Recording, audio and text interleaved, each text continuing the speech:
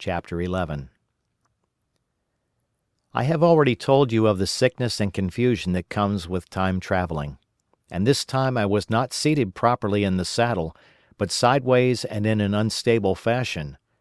For an indefinite time I clung to the machine as it swayed and vibrated, quite unheeding how I went, and when I brought myself to look at the dials again, I was amazed to find where I had arrived.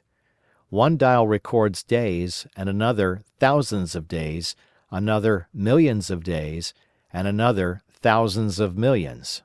Now, instead of reversing the levers, I had pulled them over so as to go forward with them, and when I came to look at these indicators I found that the thousands hand was sweeping round as fast as the seconds hand of a watch, into futurity. As I drove on, a peculiar change crept over the appearance of things.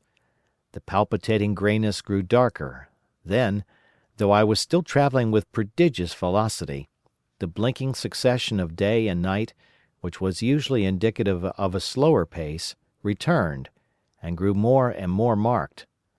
This puzzled me very much at first. The alternations of night and day grew slower, and so did the passage of the sun across the sky, until they seemed to stretch through centuries. At last a steady twilight brooded over the earth, a twilight only broken now and then when a comet glared across the darkling sky. The band of light that had indicated the sun had long since disappeared, for the sun had ceased to set. It simply rose and fell in the west, and grew ever broader and more red. All trace of the moon had vanished. The circling of the stars, growing slower and slower, had given place to creeping points of light. At last, some time before I stopped, the sun, red and very large, halted motionless upon the horizon, a vast dome glowing with a dull heat, and now and then suffering a momentary extinction. At one time it had for a little while glowed more brilliantly again, but it speedily reverted to its sullen red heat. I perceived by this slowing down of its rising and setting that the work of the tidal drag was done.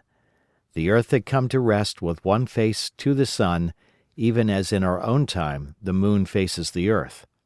Very cautiously, for I remembered my former headlong fall, I began to reverse my motion. Slower and slower went the circling hands until the thousands one seemed motionless, and the daily one was no longer a mere mist upon its scale. Still slower, until the dim outlines of a desolate beach grew visible. I stopped very gently and sat upon the time machine, looking round. The sky was no longer blue. Northeastward it was inky black, and out of the blackness shone brightly and steadily the pale white stars. Overhead it was a deep Indian red and starless, and southeastward it grew brighter to a glowing scarlet where, cut by the horizon, lay the huge hull of the sun, red and motionless. The rocks about me were of a harsh reddish color, and all the trace of life that I could see at first was the intensely green vegetation that covered every projecting point on their southeastern face. It was the same rich green that one sees on forest moss or on the lichen in caves, plants which like these grow in a perpetual twilight. The machine was standing on a sloping beach. The sea stretched away to the southwest, to rise into a sharp, bright horizon against the wan sky. There were no breakers and no waves, for not a breath of wind was stirring. Only a slight oily swell rose and fell like a gentle breathing, and showed that the eternal sea was still moving and living. And along the margin where the water sometimes broke was a thick incrustation of salt, pink under the lurid sky. There was a sense of oppression in my head, and I noticed that I was breathing very fast. The sensation reminded me of my only experience of mountaineering, and from that I judged the air to be more rarefied than it is now. Far away up the desolate slope I heard a harsh scream, and saw a thing like a huge white butterfly go slanting and fluttering up into the sky, and circling, disappear over some low hillocks beyond. The sound of its voice was so dismal that I shivered and seated myself more firmly upon the machine. Looking round me again, I saw that, quite near, what I had taken to be a reddish mass of rock was moving slowly towards me. Then I saw the thing was really a monstrous crab-like creature. Can you imagine a crab as large as yonder table, with its many legs moving slowly and uncertainly, its big claws swaying, its long antennae, like carters' whips, waving and feeling, and its stalked eyes gleaming at you on either side of its metallic front? Its back was corrugated and ornamented with ungainly bosses, and a greenish incrustation blotched it here and there. I could see the many palps of its complicated mouth flickering and feeling as it moved. As I stared at this sinister apparition crawling towards me, I felt a tickling on my cheek as though a fly had lighted there. I tried to brush it away with my hand, but in a moment it returned, and almost immediately came another by my ear. I struck at this, and caught something thread-like. It was drawn swiftly out of my hand. With a frightful qualm I turned, and I saw that I had grasped the antenna of another monster crab that stood just behind me. Its evil eyes were wriggling on their stalks, its mouth was all alive with appetite, and its vast ungainly claws, smeared with an algal slime, were descending upon me. In a moment my hand was on the lever, and I had placed a month between myself and these monsters. But I was still on the same beach, and I saw them distinctly now as soon as I stopped. Dozens of them seemed to be crawling here and there, in the sombre light, among the foliated sheets of intense green.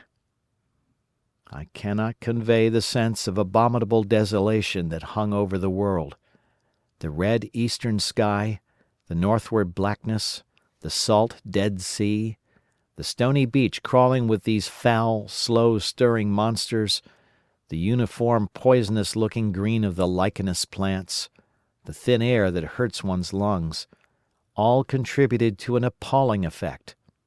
I moved on 100 years, and there was the same red sun, a little larger, a little duller, the same dying sea, the same chill air, and the same crowd of earthy crustacea creeping in and out among the green weed and the red rocks. And in the westward sky I saw a curved pale line like a vast new moon. So I travelled, stopping ever and again, in great strides of 1,000 years or more, drawn on by the mystery of the earth's fate, watching with a strange fascination the sun grow larger and duller in the westward sky, and the life of the old earth ebb away. At last, more than 30 million years hence, the huge red-hot dome of the sun had come to obscure nearly 1/10 part of the darkling heavens. Then I stopped once more, for the crawling multitude of crabs had disappeared, and the red beach, save for its livid green liverworts and lichens, seemed lifeless. And now it was flecked with white. A bitter cold assailed me. Rare white flakes ever and again came eddying down. To the northeastward, the glare of snow lay under the starlight of the sable sky, and I could see an undulating crest of hillocks, pinkish white. There were fringes of ice along the sea margin, with drifting masses further out, but the main expanse of that salt ocean, all bloody under the eternal sunset, was still unfrozen. I looked about me to see if any traces of animal life remained.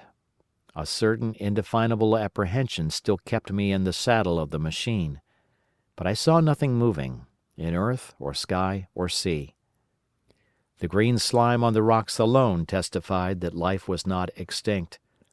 A shallow sandbank had appeared in the sea, and the water had receded from the beach. I fancied I saw some black object flopping about upon this bank, but it became motionless as I looked at it, and I judged that my eye had been deceived, and that the black object was merely a rock. The stars in the sky were intensely bright, and seemed to me to twinkle very little. Suddenly I noticed that the circular westward outline of the sun had changed, that a concavity, a bay, had appeared in the curve. I saw this grow larger. For a minute perhaps I stared aghast at this blackness that was creeping over the day, and then I realized that an eclipse was beginning. Either the moon or the planet Mercury was passing across the sun's disk.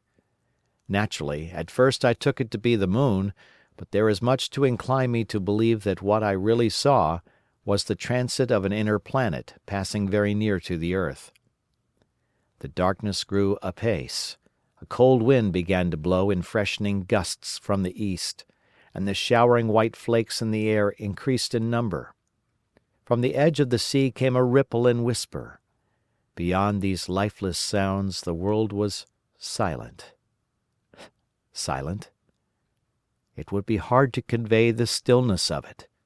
All the sounds of man, the bleating of sheep, the cries of birds, the hum of insects, the stir that makes the background of our lives, all that was over. As the darkness thickened, the eddying flakes grew more abundant, dancing before my eyes, and the cold of the air more intense. At last, one by one, swiftly, one after the other, the white peaks of the distant hills vanished into blackness. The breeze rose to a moaning wind. I saw the black central shadow of the eclipse sweeping towards me. In another moment the pale stars alone were visible. All else was rayless obscurity. The sky was absolutely black. A horror of this great darkness came on me. The cold that smote to my marrow and the pain I felt in breathing overcame me. I shivered, and a deadly nausea seized me. Then like a red-hot bow in the sky appeared the edge of the sun. I got off the machine to recover myself. I felt giddy and incapable of facing the return journey. As I stood sick and confused, I saw again the moving thing upon the shoal. There was no mistake now that it was a moving thing, against the red water of the sea. It was a round thing, the size of a football perhaps, or, it may be, bigger, and tentacles trailed down from it. It seemed black against the weltering blood-red water, and it was hopping fitfully about.